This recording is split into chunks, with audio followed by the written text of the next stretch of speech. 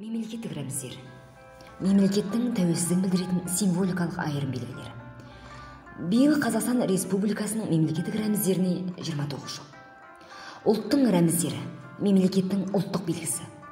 Осыдан 30 жыл бұрын ел тәуелсіздігін алған тұста алғаш рет еліміздің мемлекеттік рәміздері бекітілді. Атап айтқанда 1992 жылдың 4 маусымы тәуелсіз Қазақстанның мемлекеттік рәміздер күні ретінде мәңгі есте сақталады.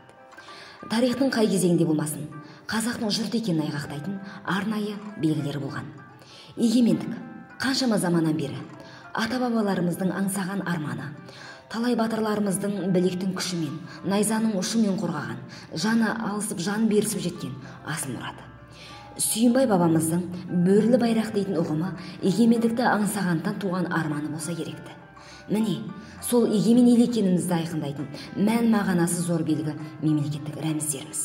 Ту, елтаңба және әнұран сынды ұлттың айшықты таңбаларының қабылдануы дүние жүзінде Қазақстан дейтін мемлекеттің бар екендігінің көрінісі. Мемлекеттік ту, мемлекеттік елтаңба және мемлекеттік әнұран мемлекеттің мызғымас негіздерінің бірі. Көгілдір түсті туымыз бен ортасына шаңырақ бейнесіндегі алтын сәулелі күн орныққан елтаңбамыз бүкіл әлемге Қазақстан елінің мемлекеттің бейнесін паш етті. Шәкен Ниязбеков салған мемлекеттік ту да әр сәт сайын төбемізде желбіреп тұр.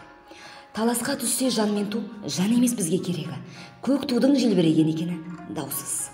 Егемен Қазақстанның бүгінгі елтаңбасына екі танымал суретші Жандарбек Мәлібеков пен Шотаман Уәлихановтың қыруар еңбегінің жемісі.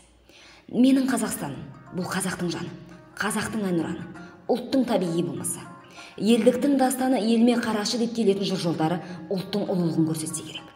Қазақстанның әрбір азаматы әнұранды жатқа айтып, елтаңбасының тарихын түсініп, көк туын мәңгі желбіретіп қойса, міне осы ұлттық рәміздерімізге деген орасан құрметтің белгісі болмақ.